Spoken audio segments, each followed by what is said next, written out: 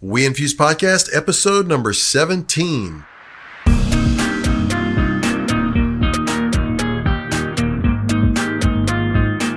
Welcome to the WeInfuse Podcast, where we take the confusion out of infusion, and each week we give you a behind-the-scenes look at the infusion industry from the business side and the clinical side.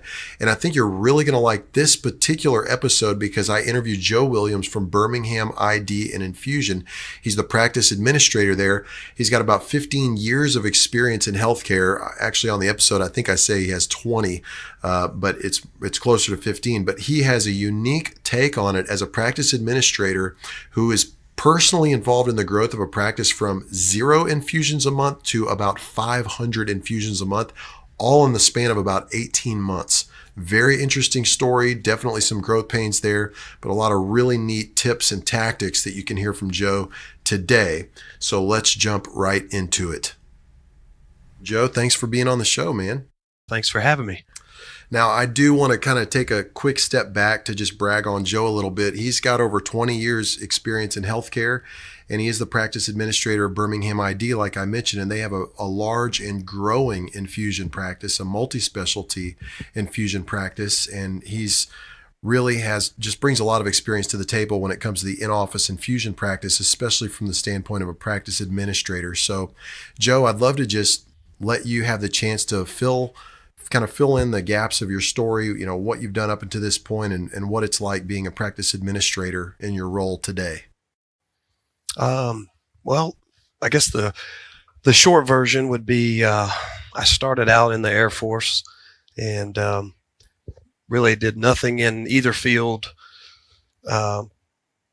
related to what I'm doing now. But I feel like, you know, some of the groundwork that the Air Force or the military set really helps with any line of work you end up in. But after that, worked for a mergers and acquisitions company for quite a few years until 2008 happened. And that, along with many other people out there, I guess, was a turning point to decide what else could I do that I don't have to worry about the economy affecting my job. And so I decided to go into healthcare and went back to school for nursing.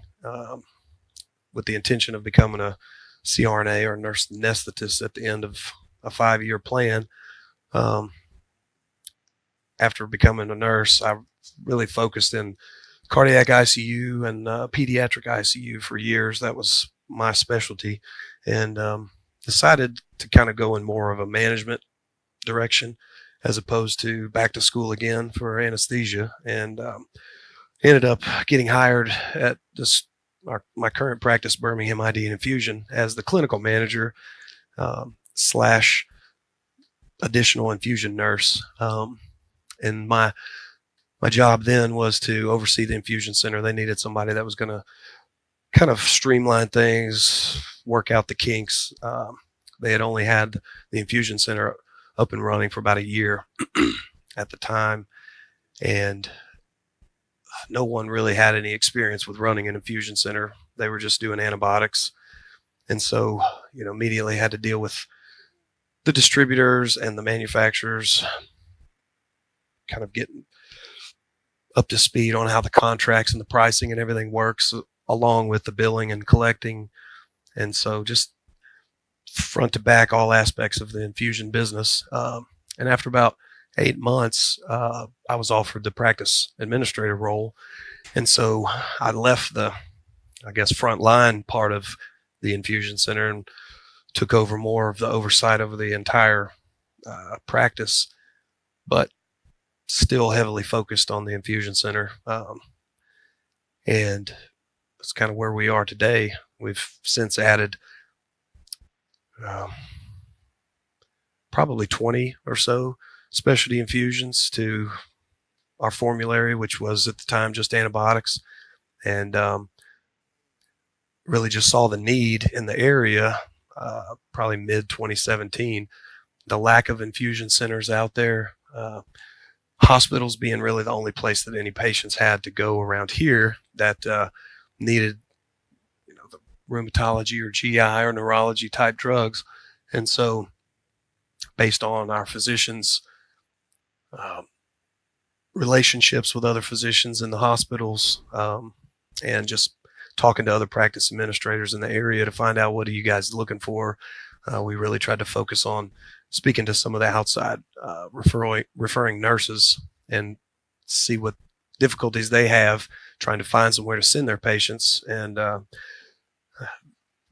tried to set up our process to streamline the referral coming in and make it as easy as possible on those referring nurses.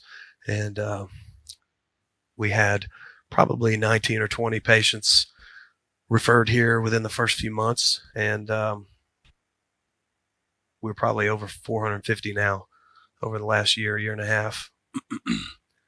Wow. And so just so I'm clear, the timeline there, what's the timeline there? When did you guys start seeing patients for infusion up until today?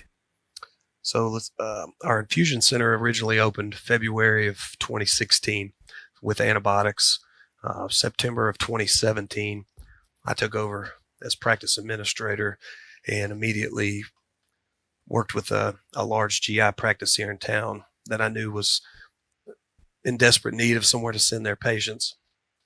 And so we started out with just your basic Remicade and Tivio, GI Crohn's type medications. And through that practice, along with one other practice that I knew needed those same medications, ended up with about 19 referrals between September of 17 and January of 2018. And then by December, through meeting with multiple other specialties and finding out what else was needed out there and adding those drugs to our formulary, along with the fact that two of the hospital infusion centers in the area had shut down. So we took a big load of patients from both of those locations. By the end of 2018, we had over 400. So I'd say within about 18 months, we went from 0 to 60, Yeah, that's what I was listening to. I mean, with a rough timeline there, it sounds like in about a year and a half, you guys went from a handful of infusion patients to close to 500 a month. That is a massive increase in volume. So that is such a neat story. And I had no idea you were in the Air Force. So thank you for your service. Yes, sir. And I think we both sound a little hoarse. For those of you listening, you can tell that we're, I don't know what it's like for you guys in Birmingham right now, but in Dallas, Texas, people with allergies are just, under the weather right now with everything coming back to life after the winter. But for those of you listening, be patient with us as we swallow and try not to cough into the mics. Yeah, it's a yellow cloud in Alabama right now. Well, Joe, with what you've learned, what you've been through, the different skills that you've acquired being a nurse and so forth, what would you say is your main area of expertise today? I think having a nursing background has helped me, I would say, focus on the nursing and patient care side of things, more so than, some of the experiences I had as a nurse in the hospital. Where your supervision maybe never, took care of a patient, held a hand at the bedside. And so a lot of the things that they would do or implement, there was just too much disconnect from what actually needed to be done. And so I think that's one of the areas that we have been able to excel in, is that I am able to see things from the nurse's side of it, whether it's our nurses in the office taking care of the patients or the nurses from the outside provider's office referring those patients here. I know what it's like to try to find somewhere to send a referral and the headaches and the red tape sometimes that are required to make that happen. And the time, the man hours that are spent at the end of the day, scheduling this or getting benefits checked or getting a prior authorization done before you send that referral. Just all these little items that a lot of times a CFO or CEO that has never actually taken care of a patient may not understand.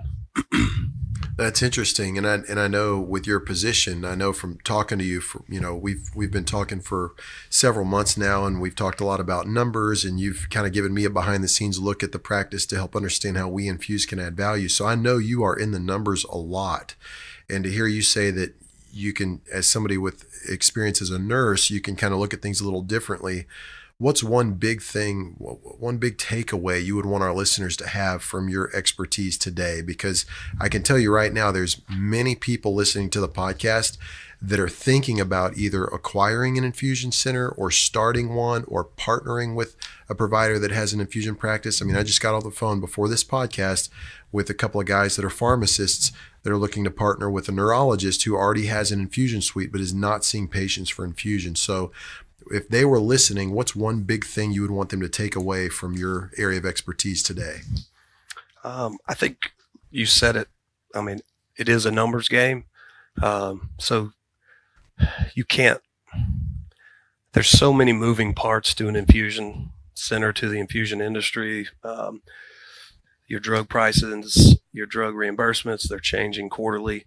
There are new drugs coming out every month. But also the operational side of things and your processes and everything. I mean, we're tweaking something constantly, trying to make it better for everyone involved. And whether you're going from no patients to 400 patients over 12 months, or you're just trying to maintain a current census, I think, you have to stay on top of all of it all of the time and be flexible. I don't think this is an industry that you can get set in your ways. There's just too much changing all the time. That's really good. And I know that, you guys have a very successful practice because we've talked enough about it. So I know that to hear you say there's a lot of moving parts, that's a weighty statement because there are, but you guys obviously have your processes down and you're using the software to help with the process. And you guys have, I know just from dealing with you, I know how long it took, how many questions you asked. I mean, I do demos every day with practices all over the US. And I can honestly say, Joe, I think you asked me more questions about the software, about what it can do and can't do, what it would look like to implement it, what it would look like for the nurses, for the billers, for everybody. I really think you probably asked me more questions than anybody. And I say that as a huge compliment because it just shows that you took the time to look into the future and see what would it look like if we were actually on WeInfuse software. How would it change our processes? How would it change our timelines? How would it change how many tools that we use to manage the process? How would it change the roles of the people that are doing the things that they're doing? And you really took the time to analyze it as much as you could so that by the time you guys made a decision to bring this new process in place, you had gotten buy-in from your team, you'd thought through the potential hurdles, potential pitfalls, you'd really done your due diligence to make sure it was a winning situation. So I know just to hear you say that there's a lot of moving parts and you have to really think through it, I know what that really means coming from you. Now let's switch gears a little bit and look at some of the different aspects of the infusion practice. From a business model standpoint, we know there's wonderful things about it, and there's also big challenges. So let's talk about one of the challenges. With what you've been through and witnessing the intense growth of a practice, what would you say has been one of your biggest challenges in the infusion practice? And if you have a specific story you can tell us without getting too specific or whatever, that's great. If not, that's fine too. But just kind of pull back the curtains and let us have a kind of a behind the scenes look as what it looks like as far as one of the challenges goes for a practice administrator. I think like a lot of your current customers or clients have experienced for the longest time, everybody's using Excel spreadsheets to keep up with inventory. You've got a different payer portal for every drug out there to check benefits. You've got prior authorizations that may expire every 6 months or every 12 months that you're trying to keep track of. And when you get to a specific volume of patients, and I think we really started feeling it around that 150, 200 mark. I mean, these patients are coming every 4 weeks, every 6 weeks, some every 8 weeks, some every 6 months. trying to keep track of all of that and keep track of your inventory and keep track of your prior authorizations so that that patient doesn't come in 6 months from now and their PA expired yesterday, and keep your scheduling, moving to where you're not having people waiting in the waiting area. It's just, you need more than a spreadsheet to do that. And you need, I definitely sound like I'm marketing for WeInfuse right now, but I asked all these questions for a reason. We have gone through 2 different EHR implementations prior to WeInfuse, and just really had a bad taste in my mouth after both of those, because I didn't ask enough questions, because I didn't, there's certain things that you don't even think to ask until you're in the middle of using the software now, and you're like, oh wow, I didn't realize this was even going to be an issue. But you need a way to coordinate all of that and minimize as many extra steps as possible to be efficient, and not make the mistakes that can cost you thousands and thousands of dollars. That's so good. We talk with a lot of practices and talk through their workflow. I mean, that's always one of our first steps, is doing a discovery call. I want to understand your workflow. Tell me about what happens from the moment of an initial order. Who gets the order? What do they do with it? Okay, they load it into the EMR. Then what happens? And then it gets sent off to somebody who's in charge of handling all the prior auths and referrals and calling the insurance company and updating information. And how are they handling that? And I was on a trip to Houston a couple of weeks ago, at the time of the recording of this podcast anyway, and I talked to one particular location that was managing their own in-office infusion suite, and they were tracking the details of each patient's status, whether they had an authorization that was approved or not, approval date, expiration date, number of treatments, all those details on this one-page template that they printed out, and then they would hand write an updated status on the template. And the gal that was managing all these patients had a stack of these templates on her desk, and sure enough, they lost one. So they had this patient coming in for infusion. They don't know their authorization number. They don't know whether the auth is still, whether it's expired or not. They don't know how many treatments the patient's been approved for. And everybody in the office is like combing the office looking for this incredibly important information. And it's just crazy. But like you said, and better than I do, there's so many balls that you have in the air that you're juggling for all these patients, and it's really hard. And by the way, we're fine if you want to market for WeInfuse on this podcast. Yeah, I'm sure. So let's mine some gold from that. I mean, what would you want our listeners to take away from that experience? I think the biggest, and I am going to use WeInfuse here as an example, and I promise I'm not receiving any payment for this. The biggest change that I've noticed in our process, and I've talked to lots of other practices across the country, some of the local practices, well, let me say it this way.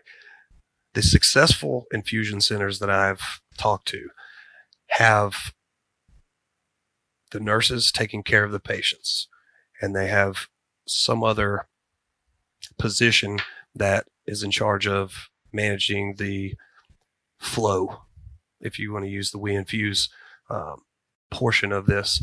So the patient intake, we call them infusion coordinators. I have 2 of them now. We had to add a second one because it just got a little overwhelming for just one. But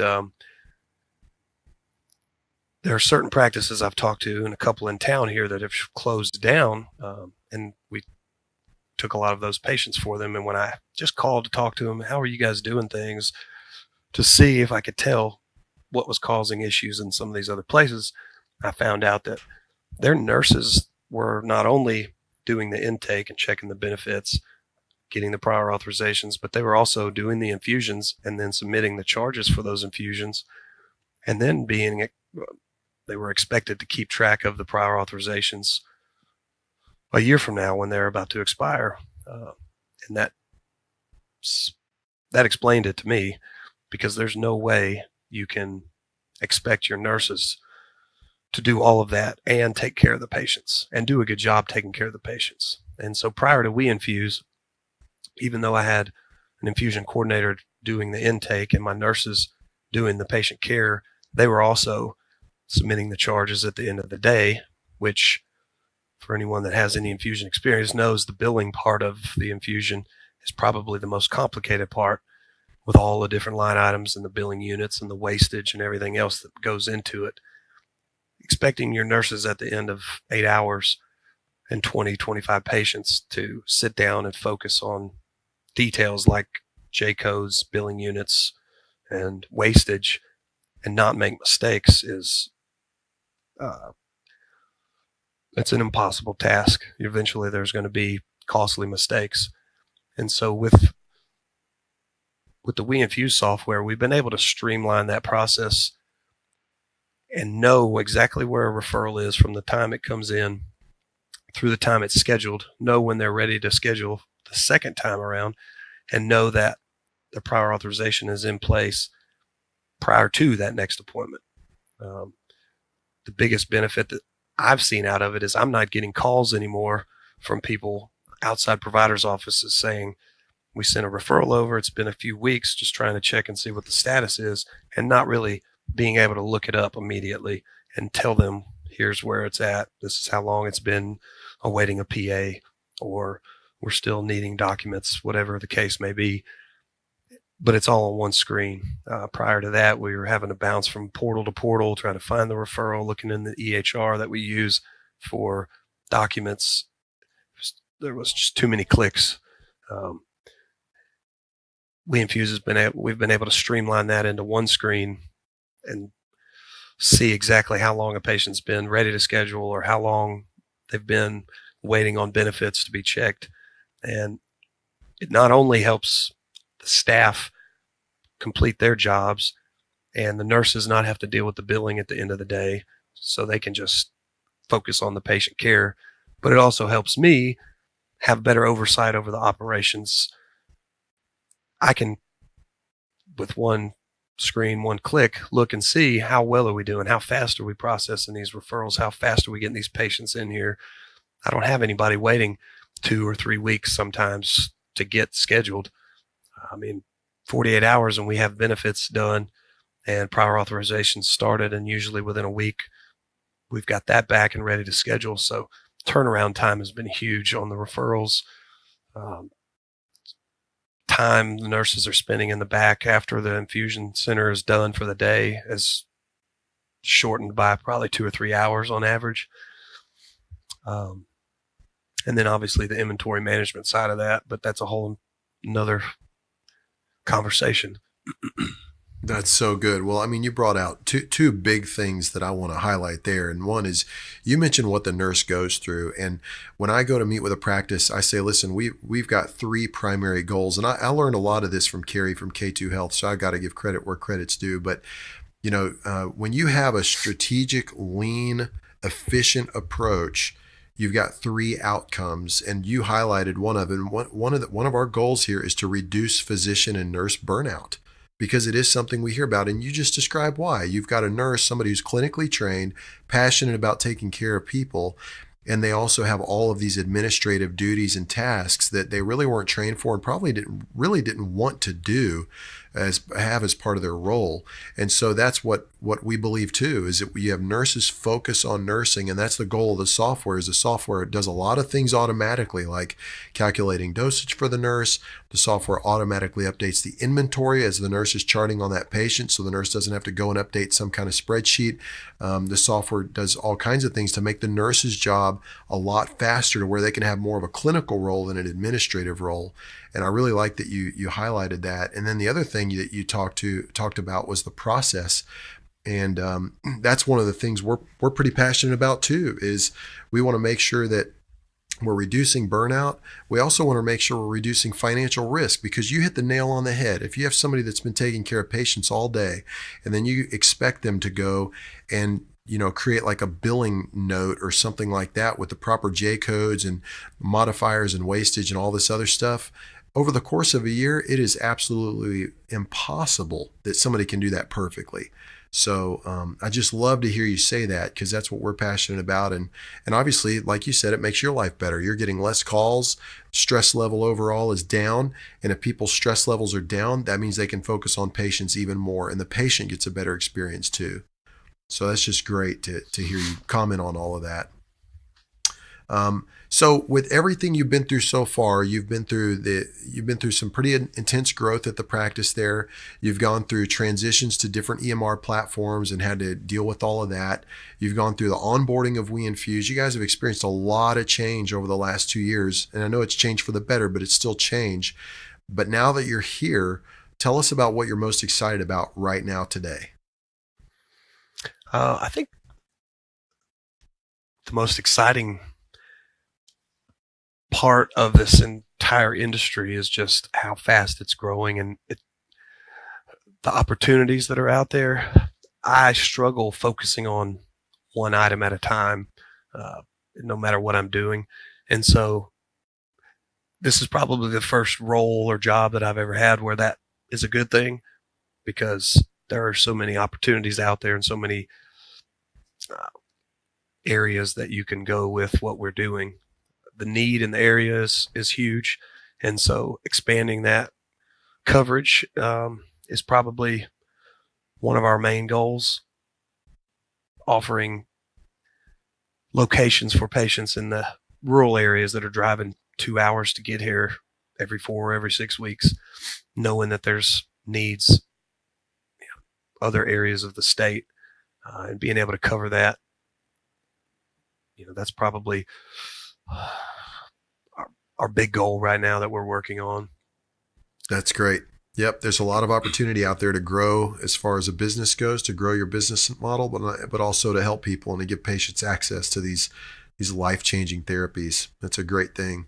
Well, I know we could continue. I mean, we could talk about this stuff for hours, but to keep things concise and we'll keep these more questions maybe for a future episode. But what would one last parting piece of advice be for our listeners today?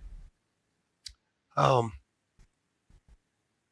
think the biggest thing that I've learned in this industry is relationships are huge. Having someone to talk to ask questions. There's not a lot of people in my area, at least, willing to share their knowledge or information about the infusion business, the infusion model. And the ones that are willing to talk may not necessarily know what they're talking about. So between your distributors, your drug reps, people at WeInfuse, the National Infusion Center Association, I mean, there's just so many different people that I've been able to meet over the last couple of years that have just have made a huge difference in what we're doing. And the value of those relationships is worth more than any extra discount or rebate or whatever somebody else might offer you that you don't have that relationship with. So I think using those relationships, maintaining those relationships has been huge. And the other thing would just be awareness. There's a guy you introduced me to, actually, Dylan, Charlie Shadowald at Wasatch, that I had a long conversation with to just sit and chit chat about infusion a few weeks back. And he said it best by saying that awareness is his biggest competitor. And I think that is very true for anyone that's in the infusion industry right now.